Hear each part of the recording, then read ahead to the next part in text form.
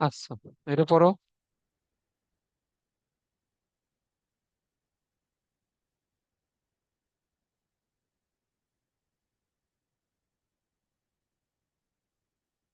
কন্যা পাবো।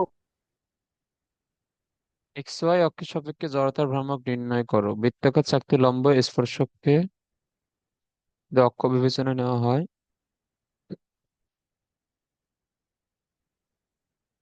তাহলে চক্রগতির ব্যাসার্ধ পরিবর্তন হবে কি? এটাও তো পাওয়া যাবে। হ্যাঁ, আমাদের এখানে প্রথমে বের করতে হবে যে এক্স ওয়াই অক্ষ সাপেক্ষে চক্রগতির ব্যাসার্ধ কত। এরপরে লম্ব স্পর্শকের সাপেক্ষে চক্রগতির ব্যাসার্ধ কত।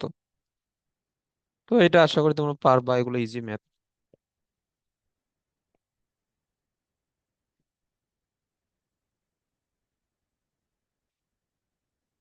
এটা পারবা? হ্যাঁ, পারবো।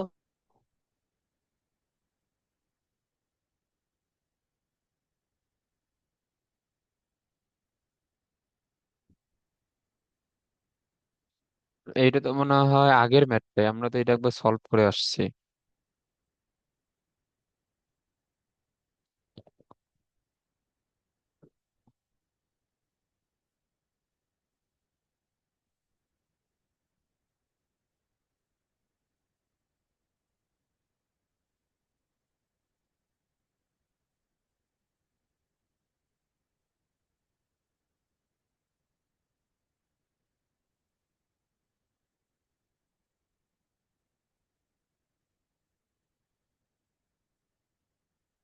হ্যাঁ, এখন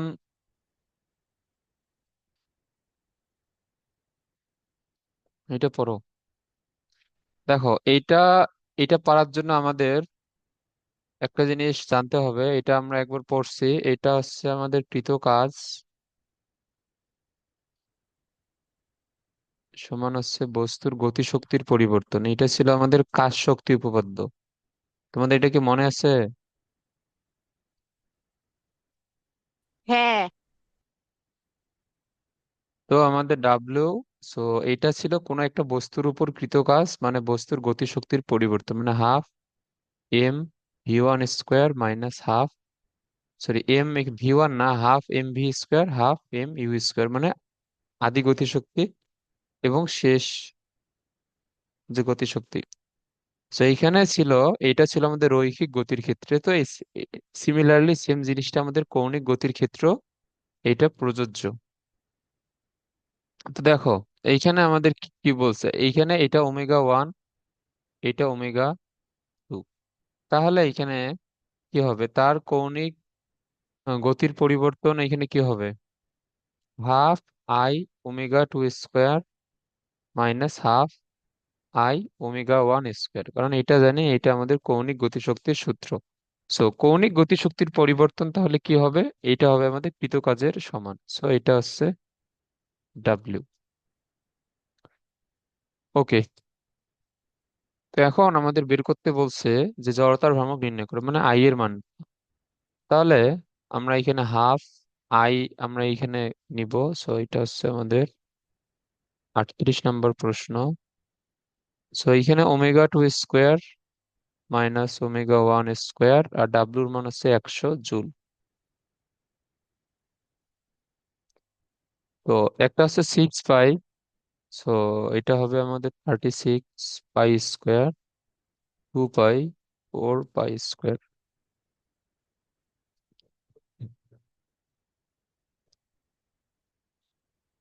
তো এটা হবে আমাদের 32 × 3 = 116 স্কোয়ার।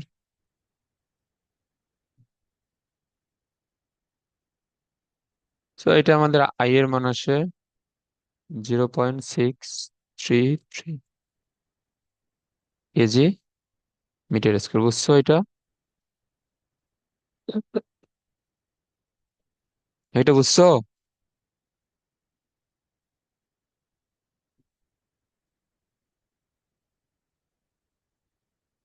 হ্যাঁ, বুঝছি। ওকে। এরপরে আর এর মান দেওয়া, আর, ওমেগা, এম সবকিছু দেওয়া। আই এর মান বের করতে বলছে, ই এর মান বের করতে বলছে। এইটা হোমওয়ার্ক। ব্যাস দেওয়া, ভর দেওয়া, ওমেগা দেওয়া, কৌণিক ভরবেগ বের করতে বলছে। এইটা হোমওয়ার্ক। ফ্লাই হুইলের জড়তার ভ্রামক দেওয়া, কৌণিক বেগ 8 সেকেন্ডে এত। এটা আমরা পরে করব। এটা আমরা টর্ক এখনো শিখি নাই। চোঙের আহ ডাব্লিউ ওমেগা ভর, এখানে ব্যাসার্ধ দেওয়া, ঘূর্ণন গতিশক্তি এবং কৌণিক ভরবেগ। এটা হোমওয়ার্ক। হুম, হুম, হুম। আচ্ছা, এখন আমাদের একটা জিনিস, এটা তোমাদের বলা হয় নাই। দেখো, এইখানে একটা জিনিস আমাদের জানতে হবে। ওয়েট।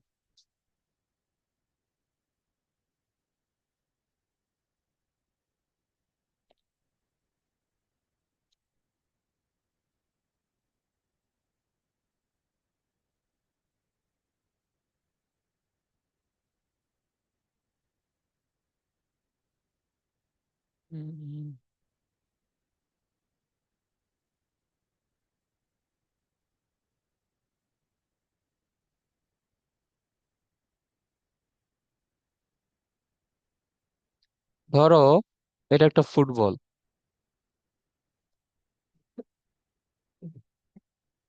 হ্যাঁ। এই ফুটবল একটা আমাদের আনত তল বেয়ে বা একটা ঢালু রাস্তা দিয়ে অথবা একটা পাহাড় বেয়ে, একটা একটা পাহাড় বেয়ে সে নামতেছে।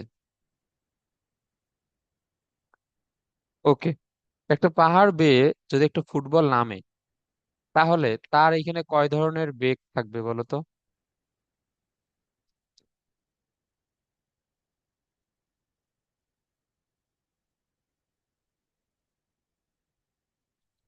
বলো। ধরনের থাকবে, দুই ধরনের। হ্যাঁ, 2 ধরনের বেগ দুই। থাকবে। হ্যাঁ, কি কি হবে বলো? একটা হচ্ছে আর একটা কৌণিক দিক।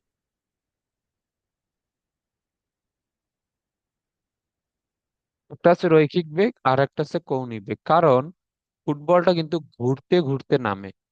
তো একটা ফুটবল যখন ঘুরতে ঘুরতে নামতেছে, তখন সে কিন্তু এই যে তার এই যে একটা অক্ষ আছে, তার কেন্দ্রগামী এবং লম্ব অক্ষ, এই অক্ষের সাপেক্ষে সে কিন্তু ঘুরতেছে এইভাবে।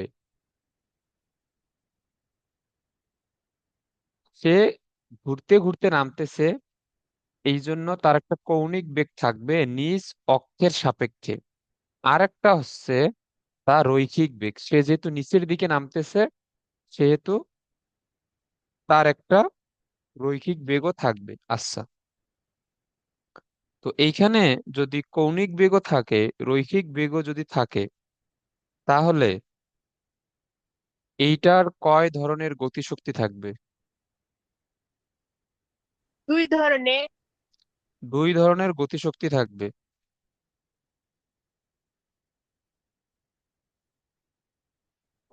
একটা হচ্ছে রৈখিক গতিশক্তি আর একটা হচ্ছে কৌণিক। তো একটা বস্তু যদি, একটা গোলাকার বস্তু হোক, সিলিন্ডার হোক, যাই হোক, সে যদি গড়াতে গড়াতে যদি পড়ে, তাহলে তার নিজ অক্ষের সাপেক্ষে একটা কৌণিক বেগ, যার কারণে কৌণিক গতিশক্তি। সে যেহেতু তার সরণ হচ্ছে, তার একটা রৈখিক বেগও অবশ্যই আছে। কারণ রৈখিক বেগ না থাকলে তো তার রৈখিক সরণ তো হবে না। তার যেহেতু রৈখিক বরাবর সরণ হচ্ছে, তার রৈখিক বেগও আছে, মানে রৈখিক গতিশক্তিও আছে। তাহলে আমরা এখানে লিখতে পারি যে কোনো বস্তু,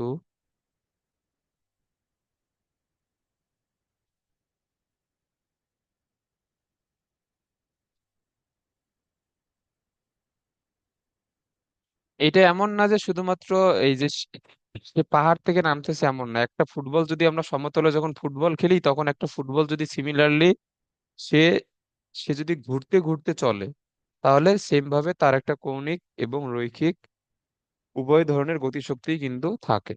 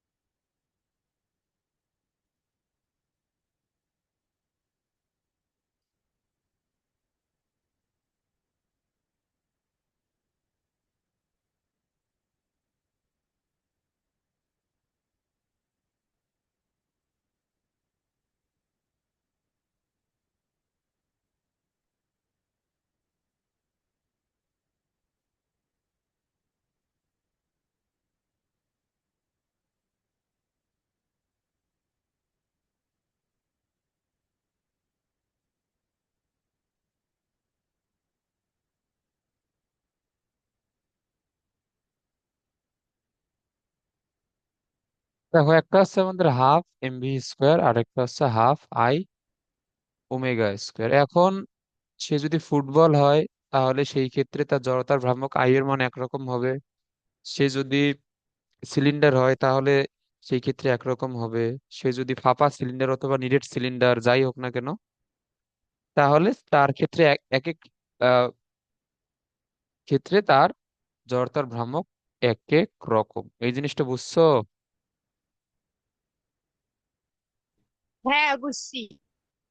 হ্যাঁ, তাহলে এখন এর মোট গতিশক্তি তাহলে বের করো দেখি।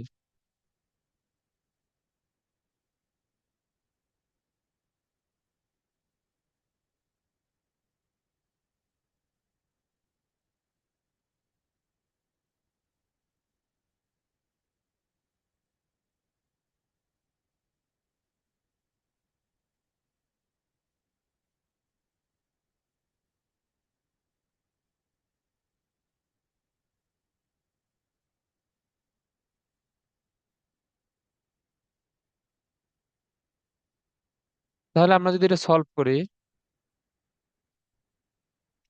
তাহলে তার মোট গতিশক্তি কি হবে? হাফ এমভি স্কোয়ার আর একটা হচ্ছে হাফ আই ওমেগা স্কোয়ার।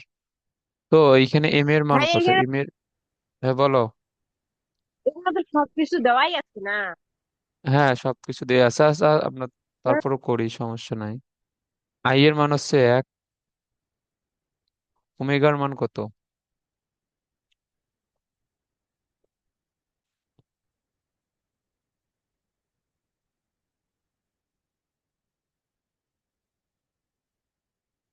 দেখো,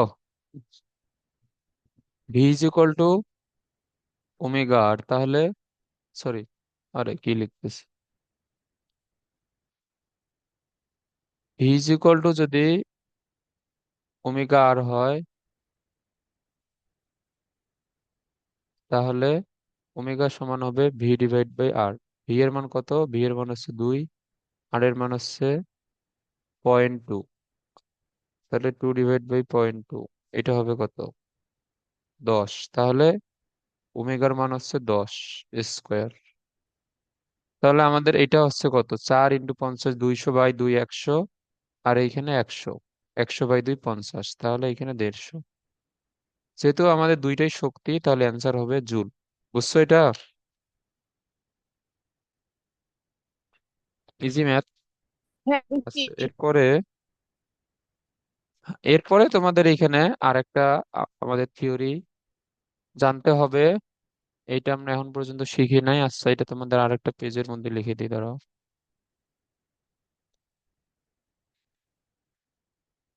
হুম, wait।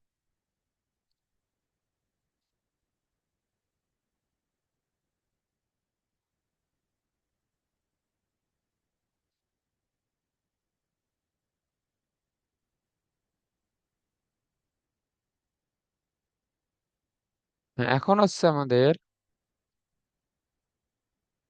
দেখো আমাদের এখানে প্রশ্নে বলছে নিরেট গোলক। সো এটা আমরা এখন পর্যন্ত শিখি নাই যে আমাদের নিরেট গোলক এবং ফাঁপা গোলক। নিরেট গোলক কি আর ফাঁপা গোলক কি? বলো, নিরেট গোলক কি আর ফাঁপা গোলক কি?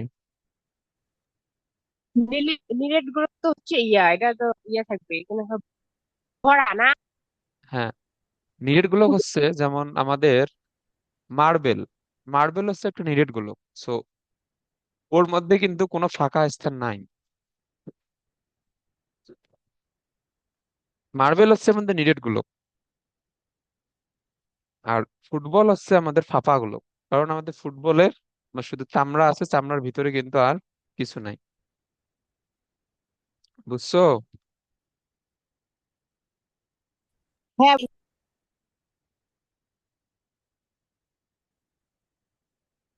সো নিরেট গোলকের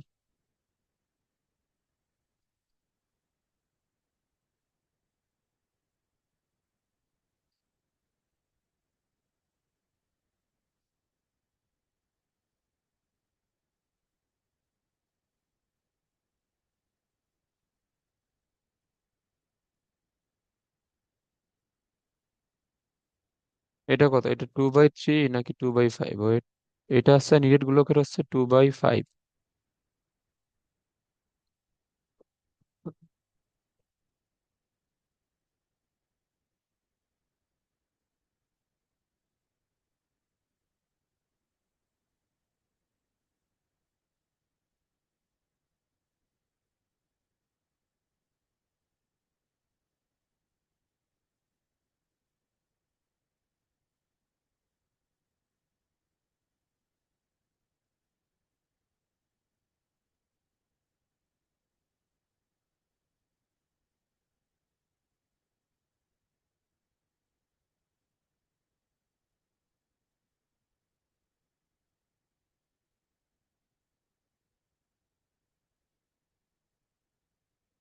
তো একটা হচ্ছে 2/3 আর একটা হচ্ছে 2/5। নিরেটের ক্ষেত্রে হচ্ছে 2/5 এই ফাপার, আর ফাপার ক্ষেত্রে হচ্ছে 2/3। নিজ অক্ষ বলতে কোনটা?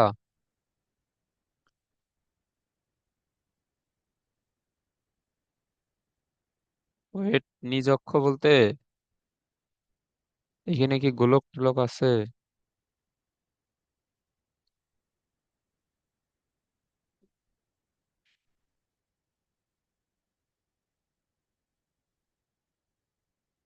উম, উম, আচ্ছা, এখানে নাই। সো নিজ অক্ষ বলতে ধরো যে এটা একটা গোলক। সো এর সাথে লম্বভাবে এবং কেন্দ্রগামী, এই যে এই অক্ষটা হচ্ছে তার নিজ অক্ষ।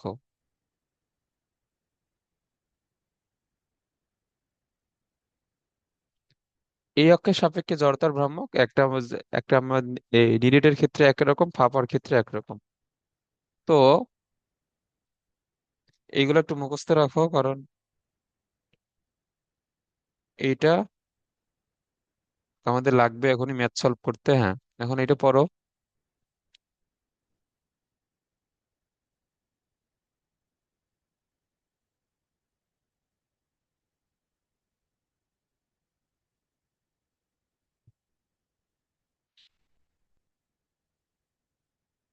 এখন দেখো, এখন আমাদের সিমিলারলি একটা নিরেট গোলক তলে গড়াতে গড়াতে সে ভূমিতে এসে পড়ে।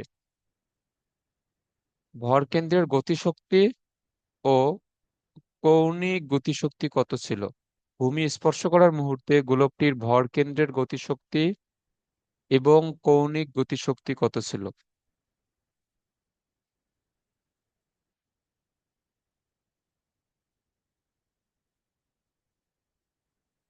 হুম হুম এইখানে mv² রৈখিক গতিশক্তি হচ্ছে এত, কৌণিক এত। আচ্ছা, এটা তোমরা কিভাবে বের করতে পারবা বলো? এইখানে কিন্তু আমাদের বেগ দেওয়া নাই, সো বেগ দেয়া না থাকলে আমরা এটা কিভাবে বের করবো? এর জন্য তোমাদের কিছু 19-এর কিছু নলেজ লাগবে। দেখো আমি বলি, এইটা ছিল ধরো যে এই অবস্থানে, এটা 7 মিটার উঁচু। সে এইখান থেকে গড়াতে গড়াতে সে আমাদের মাটিতে এসে সে পড়ছে। এখন এই জায়গায় তার ভরকেন্দ্রের গতিশক্তি, মানে এইটা হচ্ছে রৈখিক গতিশক্তি,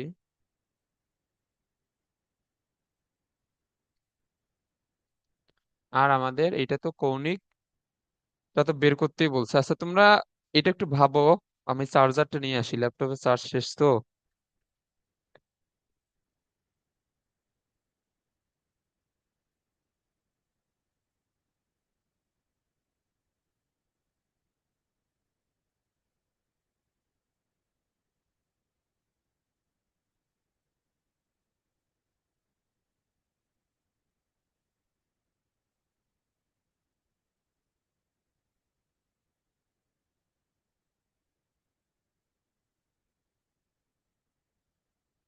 হ্যাঁ, এখন বলো। এখন আমরা আমরা এখানে কিভাবে বের করবো এটা বলো। এই যে ইয়েটা বের করবো, প্রথমে শেষ বেগ বের করব। হুম।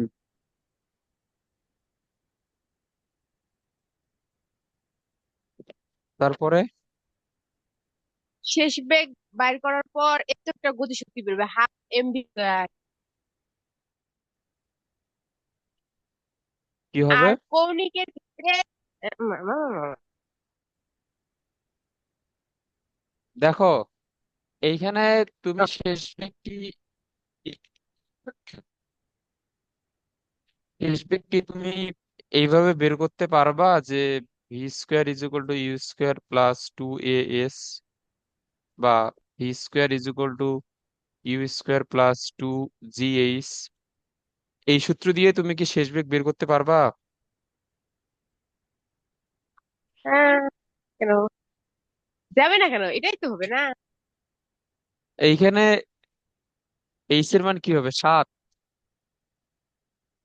7 মিটার উঁচু হতে হবে নাকি? ও, একটু তলে। ও, না। এটা কিন্তু এই সূত্র দিয়ে করা যাবে না, এবং এইখানে এইচ এর মান 7ও হবে না। এইখানে আমাদের এই ডিস্টেন্সটুকু নেওয়া লাগবে, এই ডিস্টেন্সটুকু, কারণ সে তল বরাবর নামতেছে। এখন তোমার এই ডিস্টেন্সটা দেয়া, এখন তুমি যদি তলের দৈর্ঘ্য বের করতে চাও, তোমার যে কোনো একটা অ্যাঙ্গেলের মান জানা লাগবে, হয় এইটা না হয় এইটা জানা লাগবে। তাহলে তুমি সাইন থিটা অথবা কস থিটা দিয়ে অথবা ট্যান থিটা দিয়ে তুমি বের করতে পারবা। বাট তোমার এখানে অ্যাঙ্গেলের মান জানা নাই, মানে তুমি এইভাবে ম্যাথটা করতে পারবা না। আমার কথা বুঝছো? হ্যাঁ, বুঝছি। আচ্ছা, তাহলে আমাদের এখানে কিভাবে করতে হবে এখন? এখন দেখো, এখন আমি যদি এইখানে তোমাদের যদি পজিশন ঠিক করে দিই, ধরো এটা এ, এটা বি, এটা সি। এই অবস্থানে ওই বস্তুটার মোট শক্তি কি হবে বলো?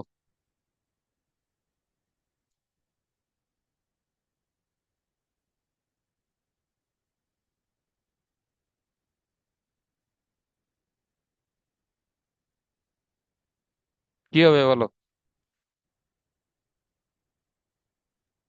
এমজি এই হ্যাঁ, M plus G half H. MG. Half M G H হবে কেন? না না, এমজি এইচ এর কথা বলছি। হ্যাঁ, এম জি এইচ, কারণ সে একটা এইচ উচ্চতায় গিয়ে স্থির অবস্থায় আছে, তার মানে তার সেইখানে গতিশক্তি 0। এবং সে যেহেতু এইচ উচ্চতায় আছে, এবং তার মানে ওই অবস্থানে তার সমস্ত শক্তি হচ্ছে মূলত তার স্থিতি শক্তি বা বিভব শক্তি। 2, 9.8, আর হচ্ছে কত, এইচ এর মান কত, 7।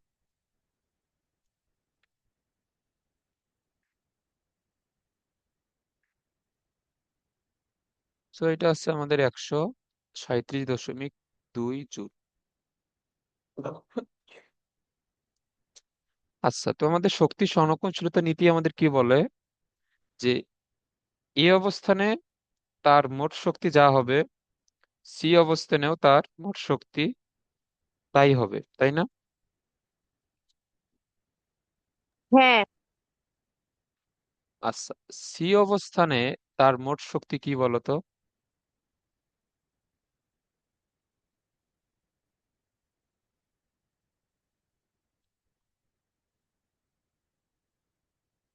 বলো।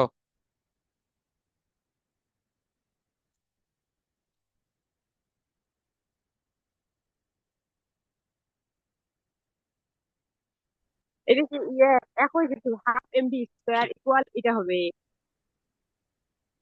দেখো, সি অবস্থানে কি তার কোনো বিভব শক্তি থাকবে? না। সি অবস্থানে তার কোনো বিভব শক্তি থাকবে না। তার মানে সি অবস্থানে তার মোট শক্তি হচ্ছে তার গতি শক্তি। তো এখন এই বস্তুটা সি অবস্থানে কিন্তু গড়াতে গড়াতে নামতেছে, তাহলে সি অবস্থানে তার মোট গতিশক্তি হবে দুই ধরনের, একটা হচ্ছে হাফ এম ভি স্কোয়ার, আর একটা হচ্ছে half I omega omega square. Square. এটা হবে না? হ্যাঁ। আস, তাহলে এখন দেখো এইখানে যেহেতু এটা নিরেট গোলক, সো এইখানে আই এর মান কি হবে? Half 2/5 M R square. আর আমাদের ওমেগা মানে হচ্ছে ভি ডিভাইড বাই আর, এর উপরে স্কোয়ার। এই লাইনটা কি বুঝছো? হ্যাঁ, বুঝছি।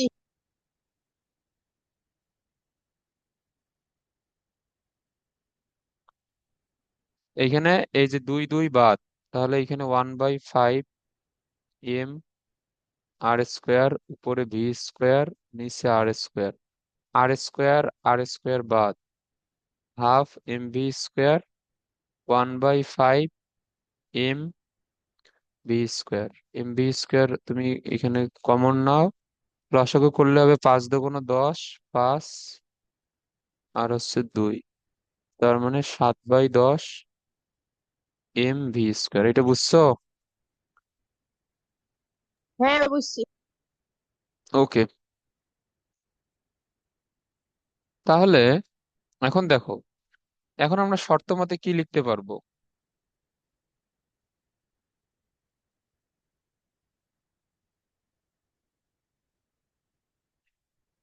এটা কার সমান হবে বলো? এটা আছে বিয়োগ শক্তির। হ্যাঁ, এটা বিভব শক্তির সমান, 137.2। তাহলে এটাকে 10 দ্বারা গুণ, 7 দ্বারা ভাগ, তাহলে এটা আসে 196।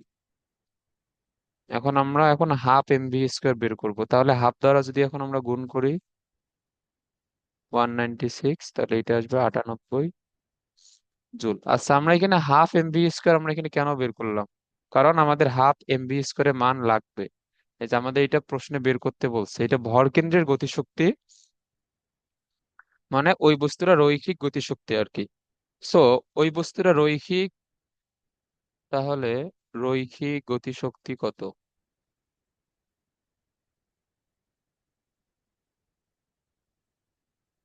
রৈখিক হচ্ছে 98 জুল। আচ্ছা, তাহলে কৌণিক তাহলে কি হবে বলো? তার মোট মোট শক্তি কত? একশো মোট শক্তি সাঁইত্রিশ হচ্ছে পয়েন্ট দুই 37। এর মাইনাস। এর মধ্যে রৈখিক হচ্ছে 98, তাহলে তাহলে কৌণিক হবে এটা থেকে বিয়োগ। এইটা হচ্ছে 39.2 জুল। ম্যাথটা কি ক্লিয়ার তোমাদের? হ্যাঁ, এবং এইটা ম্যাথ আসছিল আমাদের বুয়েটে। সো একটু একটু ঝামেলার ম্যাথ, বাট মানে তোমরা যদি একটু চিন্তা করো তাহলে এটা এটা পারা যায় আর কি। আচ্ছা, এরপরে টর্ক প্রয়োগ করতে হবে। আচ্ছা, এটা আমরা এখন এটা দেখবো না। বি ইজ ইকুয়াল টু যদি 2 হয়, বি এর মান 2, কৌণিক ভরবেগের মান আর ক্রস পি।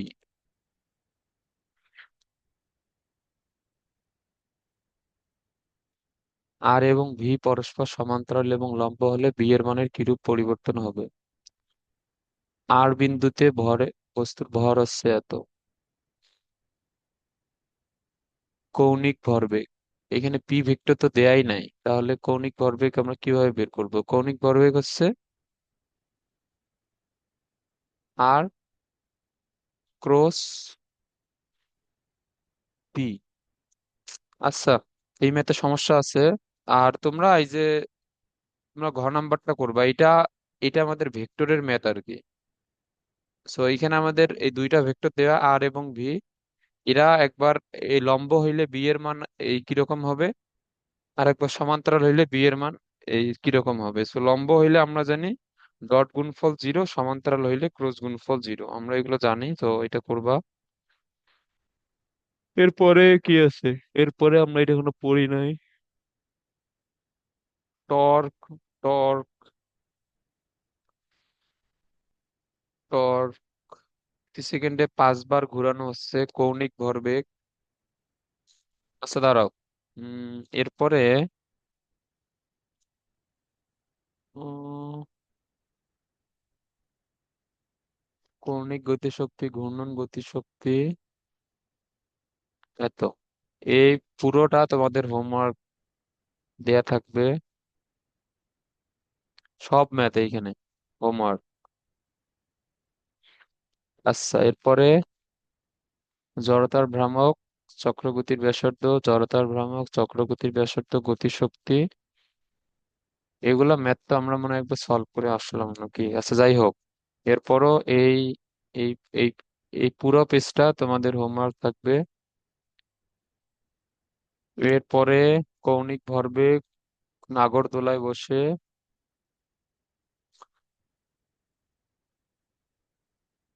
অনেক হোমওয়ার্ক আছে, এই পুরো পেজটা হোমওয়ার্ক।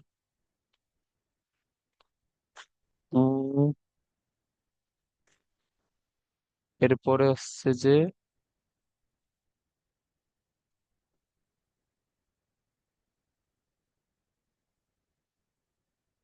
এইটা আমরা এখনো এটা পড়ি নাই। সো 68 থেকে 70 পর্যন্ত হোমওয়ার্ক। এবং এরপরে টর, কৌণিক ভরবেগ 5 সেকেন্ডের, এইটা হোমওয়ার্ক।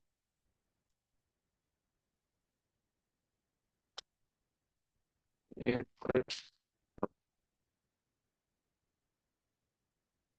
সুতার দৈর্ঘ্য, না এটা এখন আমরা পড়ি নাই। ওই,